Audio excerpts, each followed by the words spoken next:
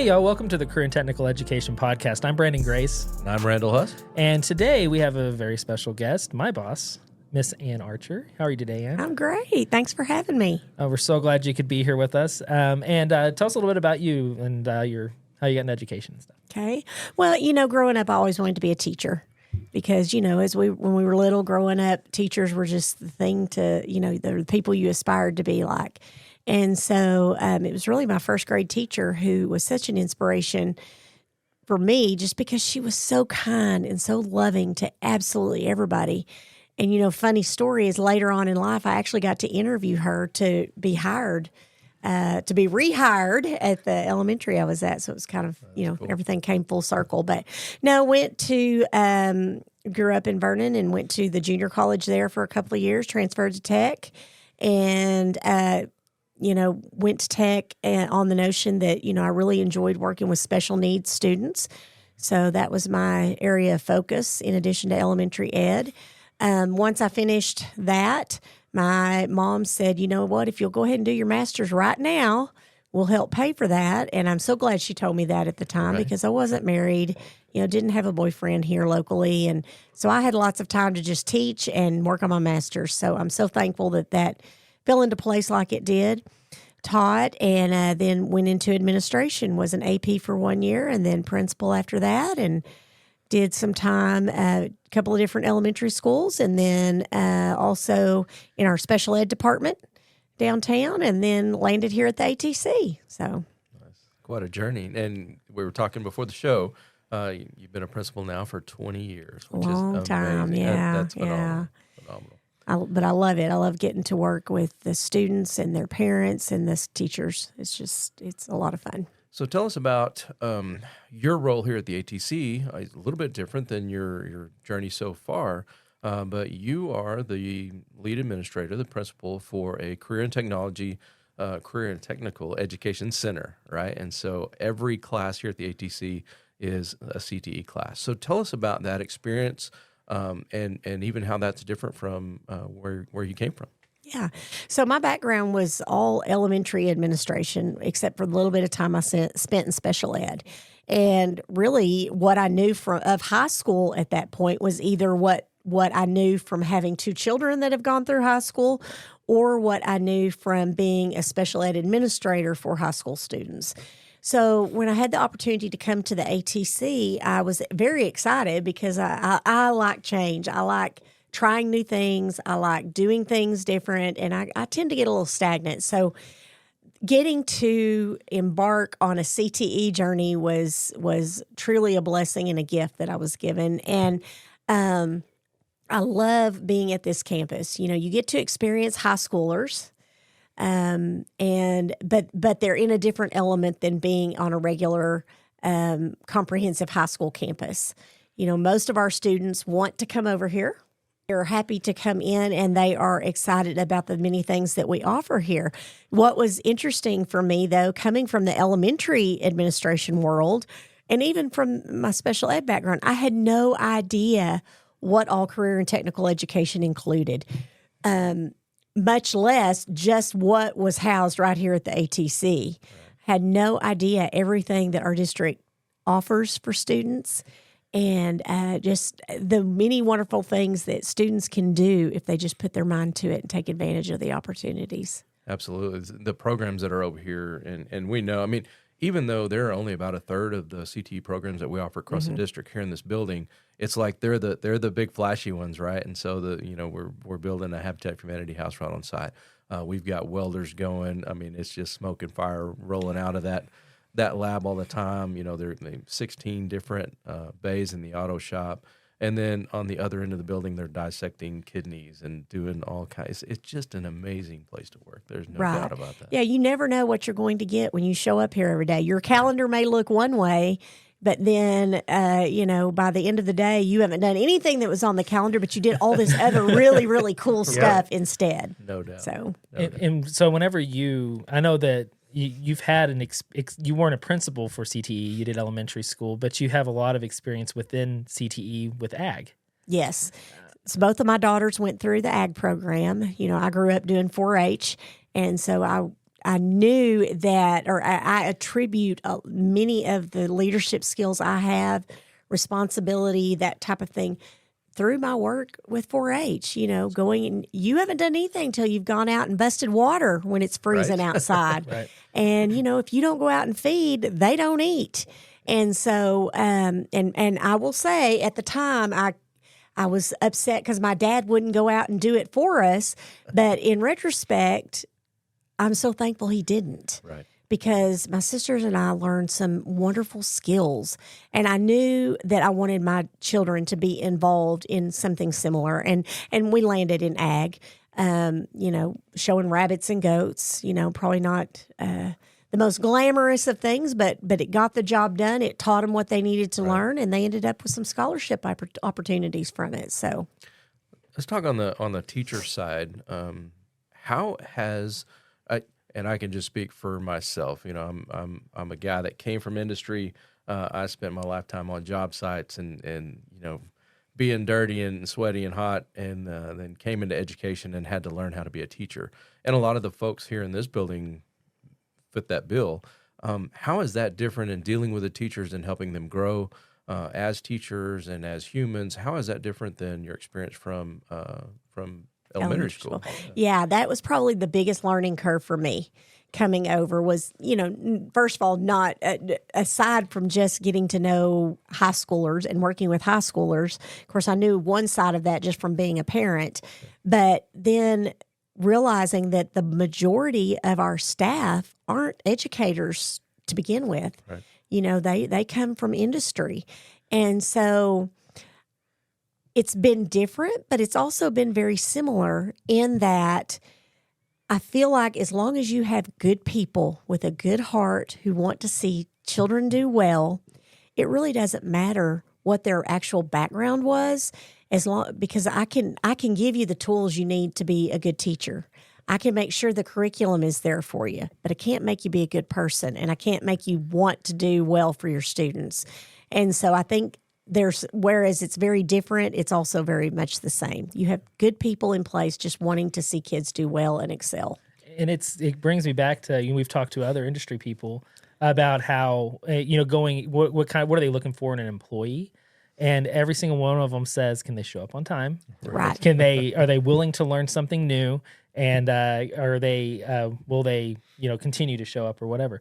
And it's the same thing with coming into teaching. Even it's a career path. It's a career set that we want to make sure that if you want to teach and you show up on time, you got to have a good heart. All those things. I can teach you how to teach. I can't teach you how to be a good person. Good person. Yeah. And so just because you may know the knowledge. You may know the knowledge. As long as you have the other attributes, you can be a fantastic teacher.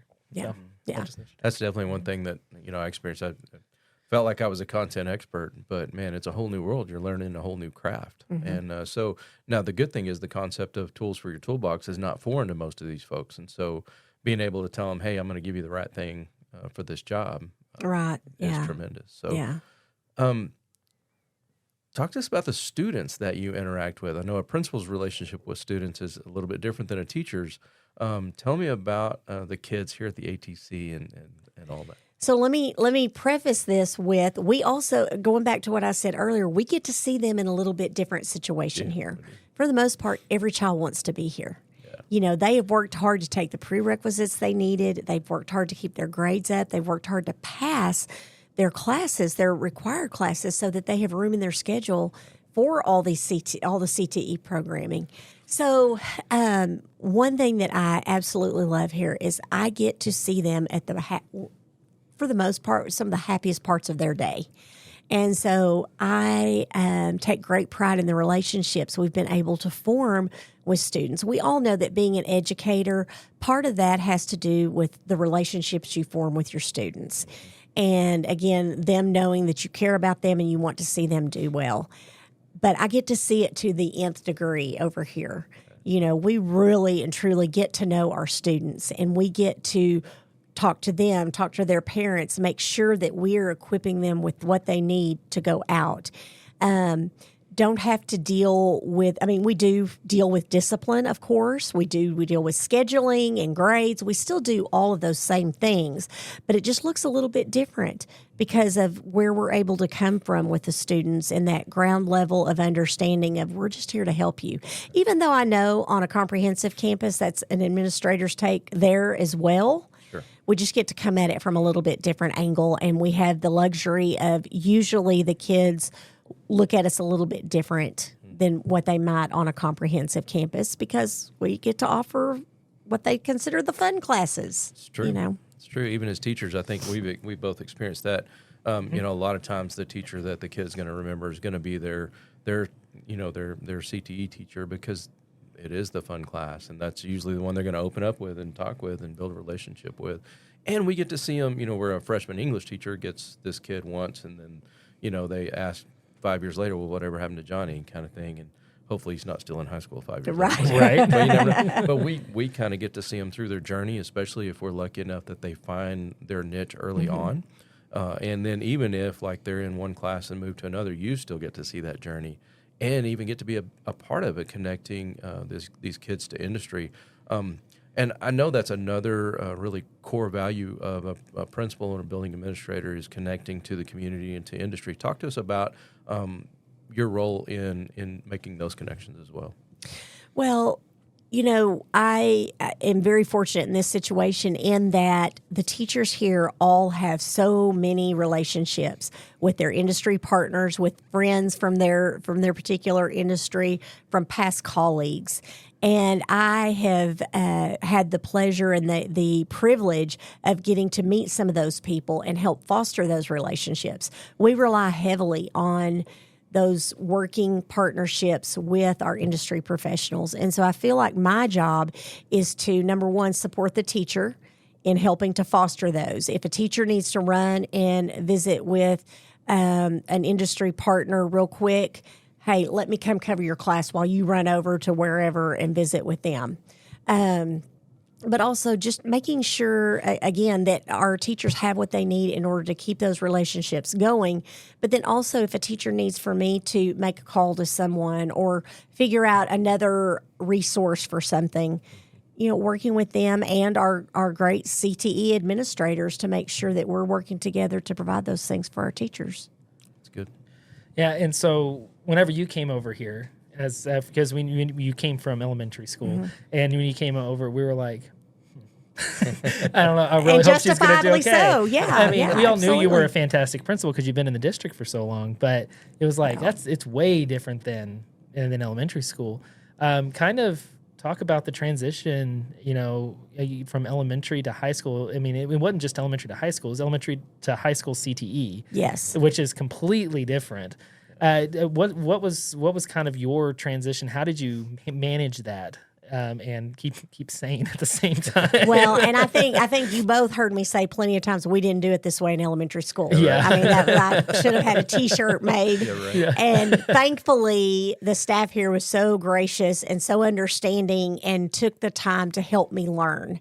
And so I think one bit of advice I might give to any other administrator going from a comprehensive campus to a CTE campus or elementary to a CTE campus is just know you're not going to know everything. I mean, I'm on year 3 and there's still a lot I don't know. But be willing to step back and let the staff guide you on some be okay things. with that. Yeah, and be okay with that. I think after having been in administration for as long as I had been, after a while you get to where you think, oh, I know what to do next, or I'll just go ahead and do this. Well, coming to a CTE campus, that looks a little bit different. And just being able to stop yourself and say, wait a minute, we might need to come at this from a different approach. Number one, you have a lot of people from industry who didn't go to school to be teachers. But you also have students who have a different focus when they come over here. That's right. So That's true. That's good. Brandon, from a teacher perspective, talk to us about your relationship with Ann and what it means to have what I can honestly say, being here 10 years, an amazing administrator for this thank building. you. I appreciate that. Talk to us about that. So what makes an amazing administrator is not, that you know how to administrate, it's listening. And that's one thing you do. Oh, thank You do. You listen to us and you honestly care. And that's any administrator that's especially at a CTE campus. If you care about the teachers, they're gonna back you up and help you out 100,000%. Because it's loyalty within the organization. And a lot of these industry people, they come from industry and they had bosses and stuff. And then if they had a boss that backed them up and helped them and worked through it, they worked with them, backed them up, and helped them through whatever they needed. And it's the same thing. And so whenever it becomes loyalty, it becomes family, it becomes this whole thing. And I've gone through 4. This is number 4? Yeah, number 4. You're my 4th administrator. I've been here for 12 years. 4th administrator, and every single one of them has their own little ups and downs. Absolutely. Some of them more downs, some more ups. And it's that you've been a happy, awesome medium because of it. I think it also comes from the elementary background of, you have to care a little more for the little ones. You actually have to coddle them a little bit and whatever, and bringing them over, coming over here and taking some of those mentalities, adulting it a little bit, but still helping a little bit, but also helping out the kids and the teachers. And I think that's really been the biggest success for you is that you came in not thinking you knew everything and willing to learn. Yeah. And that's the same thing you look at in a teacher. Yep. You come in, you may not know everything, but we'll teach you. Yeah. Well, I appreciate that, Brandon. And, it has been, I often tell people I've got the best job in LISD. I get to come to Disneyland every day, pretty much. Right. We have all kinds of great things. And like I said a while ago, calendar may say one thing, and I know that it's this way for every administrator in the district. The calendar shows one thing, and that you may not get to anything on that. Yeah. But like today, for example, I ended up going over to LISD TV and judging something there, and got to do several interviews. Last minute, get invited to be on a podcast. I mean, you have to have that flexibility, but it also makes it so much fun. And then also, just getting to visit with the students. One of my favorite things to do when I go into a classroom is to ask the students to teach me. Yep. And I know that's not a new thing. I know administrators do that all over the place. But it is so much fun. You talk about lighting something within me to watch a child get excited about teaching me something. I remember last year when the plumbing group was out at the Habitat for Humanity house. And the teacher said, we really want you to come out here and see what's going on. So I ran out there real quick. And you would have thought that those students were getting Emmys that day. Every single one of them wanted to show me every toilet they put in, every faucet fixture they put in. They even wanted to show me how they went under the house. And I kind of drew the line there. Guys, I'm not going under the house with you. But show me where you went, and I'll take your picture here standing at the hole. Right. So, yeah. That's awesome. I know another real core function of a principal is the culture of the building. Yeah. Talk about how you've really what your vision is for the culture of this building and how you're working to achieve that. Yeah. All of my years in education or as a principal, have always gone off the notion that we are a family, we are a team. And I've always felt like we have to function as that in order to move forward. And I think most principals do. None of us are on an island by ourselves, and I don't want anyone to ever feel like they're on an island alone. Even if we're drifting out into the ocean, I will come stand there with you and hold your hand, and we will both, drift away together or whatever. But I feel like we can accomplish anything, and we can do anything for our students, and our students can be successful to varying degrees of success as long as they have us standing behind them, holding hands, and we're all working in the same direction. So, one of my goals in being here at the ATC, and I'm sure it's every principal's goal, whether they're at a CTE type campus or at a comprehensive campus, is we just want to make sure that everybody is on the bus. The bus is going in one direction, but then also making sure that everybody's in the right seat on the bus. And sometimes there's some growing pains that come with that. But I think being courageous enough to have those difficult conversations and to try to get people where they need to be in order to keep the bus moving forward. That's Awesome. I love it. We're almost out of time, but I do want to give you one more opportunity. Let's just say there's somebody out there who maybe they're looking at starting a CTE center, or maybe they've been asked to move from an area into an administrative role in a CTE center. What advice would you give those folks? First of all, do it. Let's assume if you're looking at opening some kind of CTE center, let's assume money is no object. You can jump in and do that. But to my administrator friends, if you're given the opportunity, you jump on it, because it truly is. And again, I tell people all the time, I have the best job in the district. I get to have fun. I get to learn all kinds of cool things, and get to do things that I never in a million years thought I would be doing. So. Awesome. That's great. Awesome. Yeah, Ann, thank you for being on with us. Thank you for having me. Yeah, I finally got you on. It's like you walk by and see us doing this all the time, and it's like, when am I going to get on? But no, I'm glad we finally get you on here, and hear your story and how you've triumphed moving from traditional into a CTE center, and the challenges and stuff. And I'm hoping that y'all out there that are listening to this got a little bit of information, especially if you got asked, and you put out a lot of stuff for everybody. So thank you for being here. Yeah, thank you for having me. Absolutely. And of course, if you guys know, if you're in that situation, you want to reach out, just hit us up at lubbockisd.org and go to the CTE page. You'll find us and just message us, and we'll be happy to help. And I know Ann would love to visit with anybody out there facing that same challenge. Absolutely. I'll be your biggest cheerleader. There you go. Thank you, Ann. I appreciate you. Thank you. Thank you for being here. Thank you all for watching, and we'll see y'all next week.